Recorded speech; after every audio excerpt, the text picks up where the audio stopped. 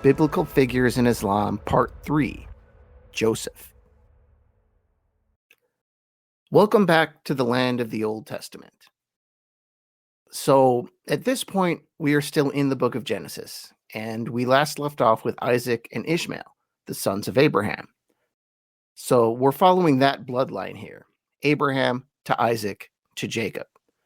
That's the Jewish bloodline rather than the Arabic one descending from Ishmael. And that'll be a theme here, because the Quran does not tell a Jewish-style story with Arabs in place of Jews. It doesn't replace many stories like that. Although you did see an example of that in the last episode with the sacrifice of Ishmael, not Isaac. So, particularly when we get to Joseph, this is still the Jewish bloodline and Jewish holy men. God's promise to the Arabs would not be fulfilled until the arrival of Muhammad. So, like with the Christians, it's the story of the Hebrew people that shapes the time leading up to Jesus and Muhammad. So, Jacob is an Islamic figure, albeit a minor one. It seems his most important role in Islam is simply being the father of Joseph, who is a prophet Muhammad revered and whose story will come shortly. So, in the Islamic version, there is no tricking Isaac to cheat Esau out of the inheritance. There's no dreaming of the stairway to heaven. There's no wrestling the angel, at least in the Quran or the Hadith. But remember that just because those things are not in the Quran or the Hadith, that doesn't mean they aren't really part of the Islamic story. And I know this can be a distinction that's hard to make sometimes because you just don't know, what was assumed knowledge and what was explicitly said. So just because they don't exist in Islamic sources does not make them un-Islamic. Now, it's extremely likely this information was simply general knowledge, particularly in Medina with its large Jewish population. So the Quran may have simply not thought it was worth mentioning. And in the Quran, it's pretty much about Joseph, and there's plenty on Joseph. In the Quran, he is known as Yusuf, son of Yaqub. So let's just go right to the Joseph narrative. But first, for those who don't know, here's the important genealogy you need to know going in. I don't want to assume everyone is super familiar with the Bible, although I'm guessing most of you are. Now, Jacob was Joseph's father, but he also had many, many, many other children through 4 different women. The most important of these was Rachel, whom he loved above all the others. Now, why is that important? Because Rachel only gave birth to Joseph and, a little later, the youngest of Jacob's sons, Benjamin. She died giving birth to Benjamin, and this cemented Joseph and Benjamin as favorite sons. On a side note here, Jacob is also known as Israel, and he is the source of the later 12 tribes of Israel, or rather his sons are. The 12 tribes are named after the 12 sons of Jacob. All right, so now we'll go into the Joseph story. More so than any other figure, there is almost complete overlap here between the biblical story of Joseph and the Quranic version of Joseph.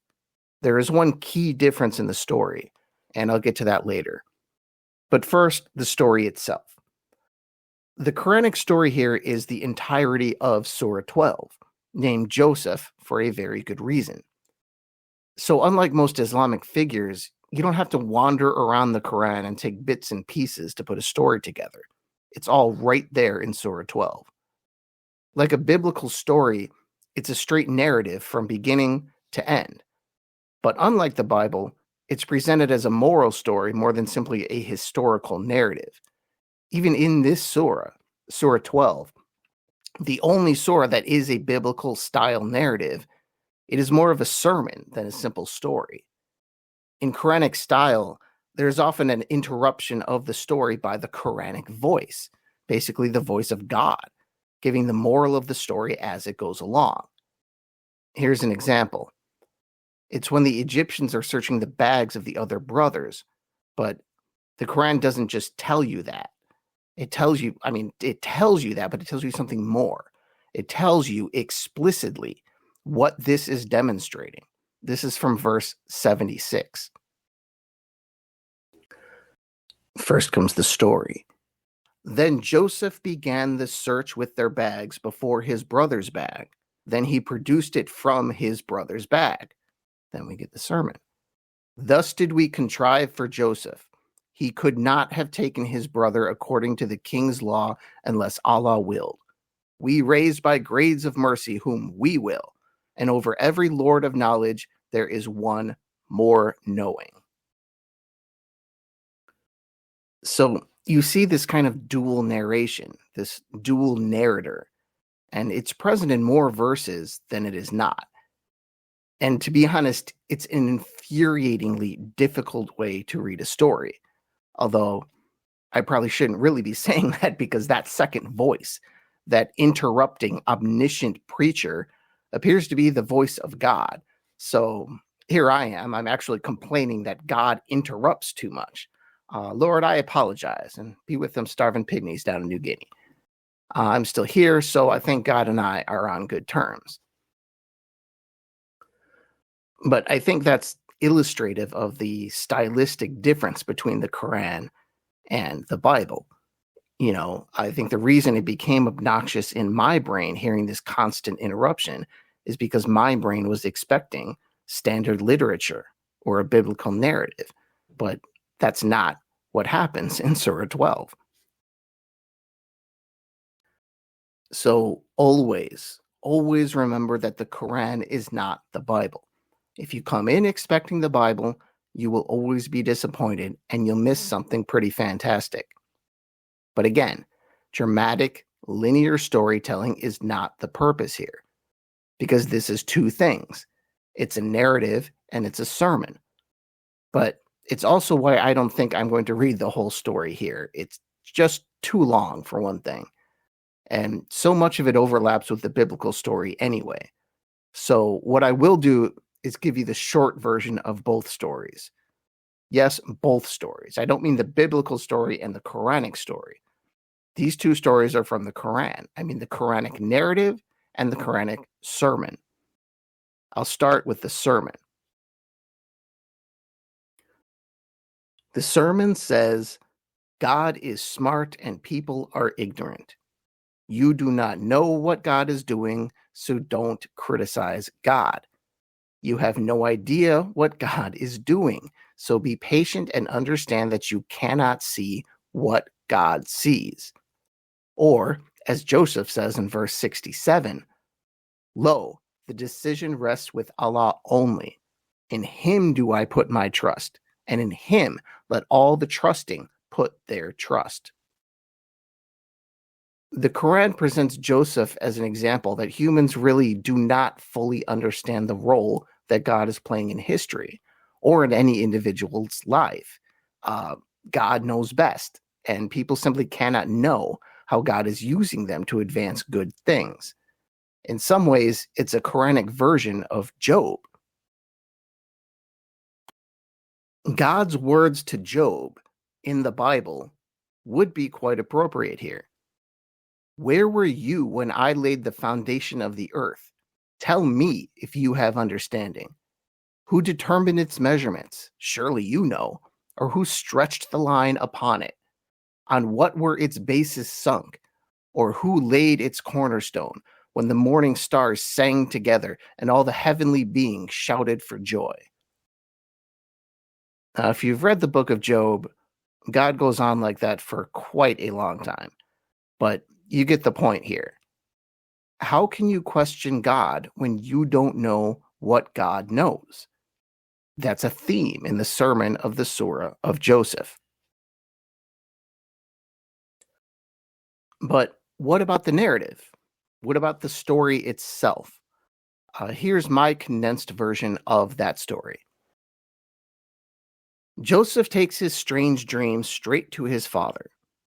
Joseph saw 11 planets, the sun and the moon, all bowing before him. Joseph's father Jacob tells him not to tell anyone else, especially his brothers. So then his brothers, jealous that he is the favorite, throw Joseph down a well anyway. Then the brothers give up the bloody shirt to Jacob. This is all familiar. This is in the Bible, claiming he was eaten by a wolf. There was no mention of a Technicolor Dreamcoat or anything like that. So Joseph is stuck in a well, and some slave traders find him and sell him. The Egyptian who bought Joseph had a bit of a cougar for a wife, and when he matured, she tried to seduce him. For those unfamiliar with American slang, a cougar is a woman who likes younger men. So Joseph ran. He ran away from this older woman, but as he left, she tore his shirt off.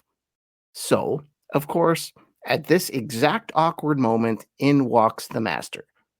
Both blame the other as the aggressor, and here we veer off the biblical story a bit. By both blame each other, I meant the woman and Joseph each blame each other for this compromising position they're being seen in. So then a trusted family member of this household says to check the shirt. If it's torn from the front, the wife is telling the truth. If it's torn from the back, then Joseph is telling the truth. Now, it was torn from the back. So the Aziz, which was his title, the Aziz, he was some kind of important government functionary. This guy asked Joseph for forgiveness, and he tries to bury the matter. Now, there's one important note here that is not really in the text itself, at least according to some Quranic commentators. The Aziz in this story was a eunuch. The marriage to this woman was simply political, which might be why he was so merciful with her. Now, I have no idea whether this is true, but it does help explain the rather bizarre actions of the Aziz. They decide to throw a banquet, and the wife invites all these women over, presumably to show off Joseph, who must have been one heck of a handsome guy. The women are so distracted by Joseph, in fact, that they all end up accidentally cutting themselves with their knives, probably because they were just staring at him a lot or something. It doesn't go into great detail about why. Now, what comes next is a bit mysterious, but I think the implication is that Joseph basically had to take part in an orgy or go to prison. Now, he chooses prison, and he is at peace with his decision. Now, keep in mind that the Aziz is a real weak guy in this story, and he may have simply been worn down by his wife. I think the idea was to send Joseph to prison, making him look guilty, and keeping him there until everyone basically forgot about it, and there just wasn't any more scandal in whatever their social circle was. But unlike his master, Joseph is one of the strongest men on earth. Spiritually strong, that is. I mean, if you think about it, he's a sexual Samson here. Because really, for all my fellow men out there, be super honest with yourself. Given the choice between at least a half dozen beautiful women and prison, which choice would you make? Yeah, I'd probably make that choice too. For any non-saint, that's simply too much to ask. Better to rationalize it somehow and beg God's forgiveness with that epic memory filed away. Especially when prison is the alternative. And that's what makes this a great story. It sets up Joseph as a man of almost unfathomable character. I can't think of any other story where the hero faces such a lopsided decision. And perhaps that's the point. So none of that is in the biblical story. See verses 26 to 34 of Surah 12 if you want to read that part for yourself. But then the biblical and Quranic stories slowly converge again. Joseph is in prison with two other guys, and they want their dreams interpreted. One said he dreamt he was pressing wine. The other said he was carrying bread on his head while birds were eating it. After a few lines about how great God is and that he gave Joseph the gift of interpretation, Joseph tells them, the first will pour out wine for the king, and the other will be crucified while birds peck at his head. Then years later, the more fortunate prisoner, having forgotten Joseph for a time after he was released, notices the king talking about a mysterious dream that he had. Now, this person remembers Joseph, and the king summons Joseph to interpret his dream. In this dream, there are 7 fat cows being eaten by 7 skinny ones, and 7 green spikes of grain and 7 dry ones.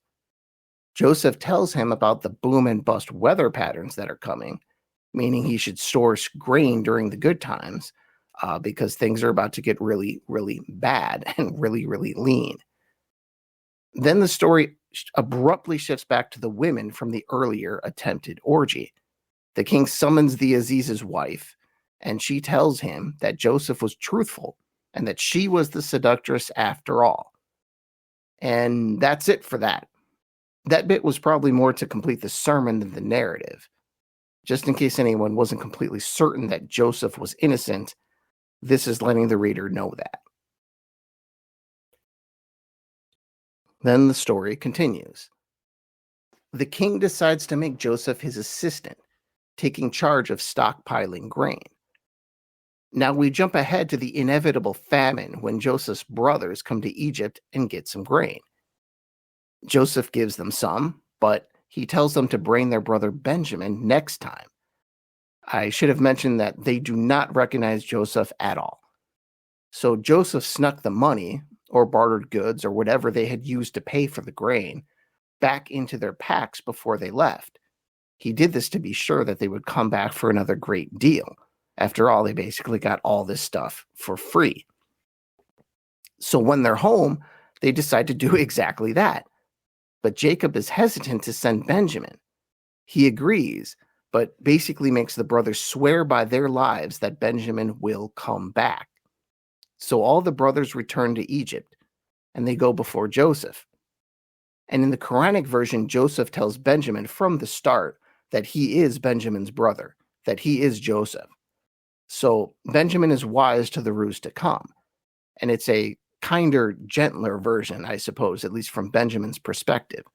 Because after all, Benjamin didn't do anything wrong, and the Quran's version is much less stressful for him.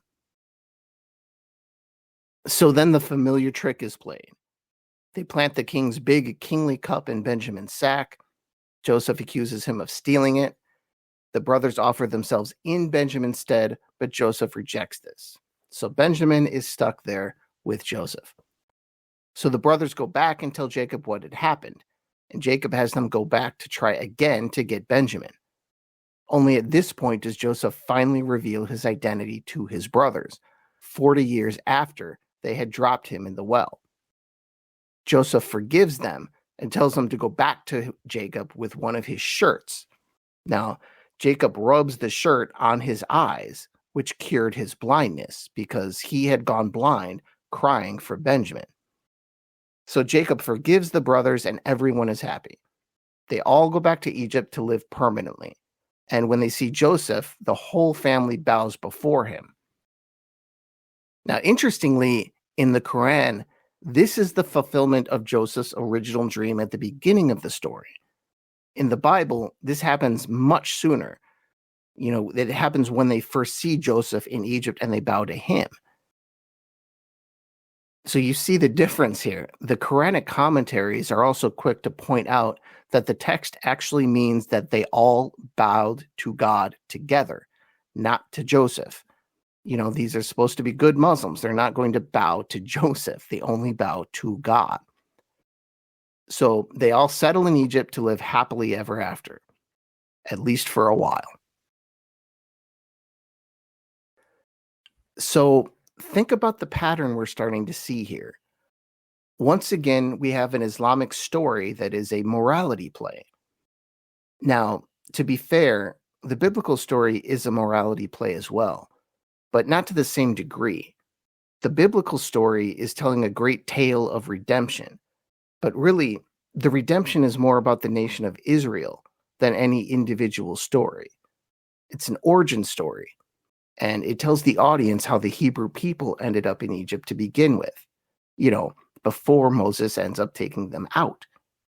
The Old Testament is about the Israelites bouncing from one place to another, experiencing one calamity after another, and the lessons that they draw from it. The Quran has no such focus. It's about Islamic theodicy and holding up Joseph as a great prophet and showing the importance of doing the right thing even when it's very, very inconvenient. Theodicy is basically why bad things happen to good people. in a religious context. So this is an Islamic theodicy story. I don't think the Quran mentions the name of Joseph's brothers even one time, not even Benjamin, because the Quran doesn't care who the 12 tribes of Israel are. It's not keeping records, it's giving a sermon. And this particular sermon happens to take up an entire surah of the Quran, and a pretty long one, too. That's how it got up to number 12. Muhammad called the story of Joseph the most wonderful of stories. And I think this is a great story just from an objective perspective, of course. But also think about what it probably meant to Muhammad on a personal level. The Surah of Joseph was revealed in the late Meccan period, which was when the Muslims were facing persecution and preparing to make the Hijrah, the move to Medina. So those in the community who knew the biblical stories probably had their minds on the Old Testament as they prepared their own exodus. And you can see how the story of Joseph here would reinforce the community and give it strength. Like Joseph, Muslims were being abused and discarded by their own family members, by their clans and their tribe as well. They were facing adversity that seemed perplexing based on their piety. After all, they were doing the right thing, weren't they? So what better story to tell these people than Joseph, the righteous man who faced persecution, went to prison, but never renounced his faith, and ended up in charge of Egypt's entire food supply. The abandoned man who prospered in a foreign land. Perhaps they too could do that. And for those who believe the Quran is divinely inspired, one could also view the story of Joseph as a prophetic one for the Muslims of this period. This should probably be a point of emphasis for any Islamic apologists out there, because here we are with a reeling, persecuted community. They're holding to their faith, but it's not easy. They're being killed and tortured and boycotted and mocked, and their prophet is in some serious trouble. His protector, Abu Talib, just died, and Muhammad's wife, his strength for so long, had also died. There was never a lower point for Muhammad and for the entire Muslim community. And in this time, what does God send down? A modified story of Joseph, the Quran's longest narrative. And what happens to the Muslims in the end? Exactly what happened to Joseph. The Muslims were unjustly exiled, fleeing their land. They come to a new place, and a prophet ends up as the de facto ruler of this foreign land. With Muhammad in charge, the Muslims form their own prosperous community, showing that evil can only prosper for so long before the scales are balanced and the righteous are rewarded. And how prophetic it turned out to be, indeed, paralleling the biblical arc of leaving home, living in exile, and returning. The Israelites, by the way, have now done that 3 times. The return from Egypt, the return from Babylon, and the return to modern Israel. They're good at it. Just like the Israelites, the Meccans would go to their own Egypt and back home, only in a much shorter time frame. And the Muslims only had to do this once. Well, as far as we know, they've only had to do this once. I won't be living in a few thousand years. Things could always change, but so far, just the one time. This could also be looked at through the lens of Muhammad personally. Of course, he likes the story of Joseph. He kind of lived it. Joseph went from nothing, from being a de facto orphan to being so prosperous he could provide for his entire family in Egypt. Muhammad went from orphan to rich man through a similar process to Joseph.